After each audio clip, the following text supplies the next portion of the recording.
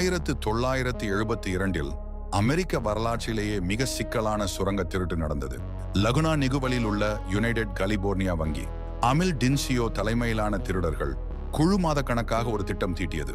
அவர்கள் அருகிலுள்ள மழைநீர் வடிகால் குழாயிலிருந்து வங்கியின் பெட்டகம் வரை 200 அடி நீளமான சுரங்கம் தோண்டினார்கள்.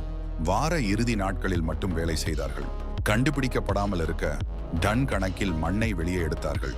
மின்சாரம், காற்றோட்டம் எல்லாம் ஏற்பாடு செய்தார்கள். 3 நாள் வார இறுதியில் நூற்றுக்கணக்கான பாதுகாப்பு பெட்டகங்களை காலி செய்தார்கள். $9 மில்லியன் மதிப்பிலான பணம், நகைகள், விலையுயர்ந்த பொருட்கள் திருடப்பட்டன. வாடிக்கையாளர்கள் தங்கள் பெட்டகங்களை திறக்க முயன்ற போதுதான் திருட்டு தெரிய வந்தது. சுரங்கத்தின் அற்புதமான பொறியியல் FBI அதிகாரிகளையே வியக்க வைத்தது. ஆனால் திருடிய நகைகளை விற்க முயன்ற போது பிடிபட்டார்கள். இன்றும் இந்த சுரங்கம் ஒரு கிரிமினல் புராணமாக பேசப்படுகிறது.